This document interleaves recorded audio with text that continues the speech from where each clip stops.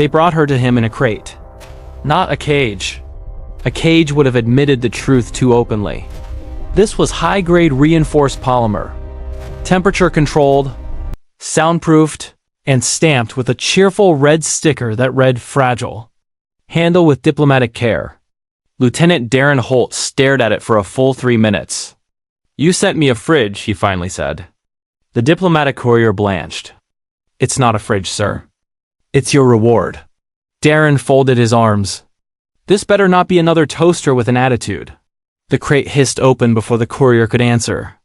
She stepped out like a blade being drawn from a sheath. Tall, slim, skin like silvered ash, shaped by pressure rather than softness. Her long arched ears twitched as she tested the air, and when her jet-black eyes locked onto Darren, something old and uncomfortable stirred in his chest. "You're the human?" she asked, her accent precise, curious.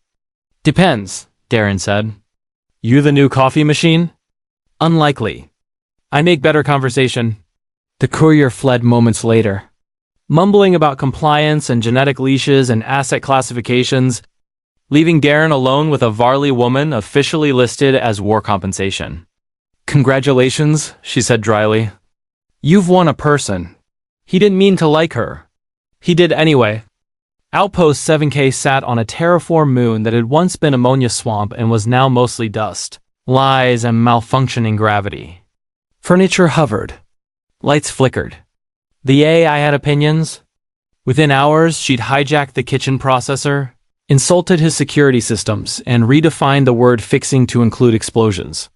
Her name was Liara.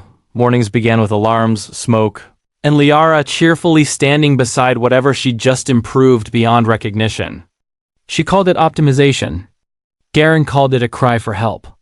Somewhere between repairing the filtration system using an espresso machine and teaching the toaster self-expression, the outpost began to change. So did they? She stopped sleeping with her back to the wall. He stopped flinching at alerts. They argued about music, rewired systems together, and shared silence under unfamiliar stars. When the toaster achieved sentience and threatened bread, they negotiated peace. When memories of the war surfaced, they didn't run. They remembered together.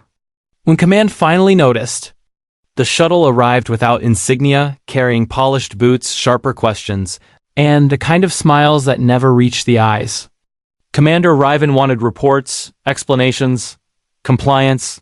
"She's not a gift," Darren said quietly. "She's a person." Liara left the room before she could hear the answer. That night, Darren told her he wouldn't comply. That promotions were overrated.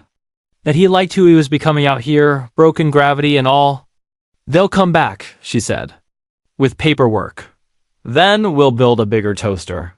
She laughed, surprised, real. Weeks passed. Peace settled in, not the fragile ceasefire kind, but the living kind. They buried an old war beacon instead of activating it. They taught algae to sing. The AI offered unsolicited relationship advice.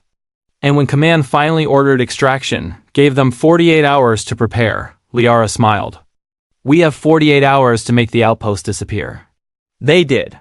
Under a sky full of stars and possibility, they sat on the roof, mugs clinking softly. "You were the weirdest gift I ever received," Darren said. "And you," Liara replied, "were the worst reward I was forced to tolerate." They laughed. They weren't soldiers anymore. They weren't enemies. They weren't captor and captive. They were something new. And for the first time since the war, neither of them was afraid of what came next.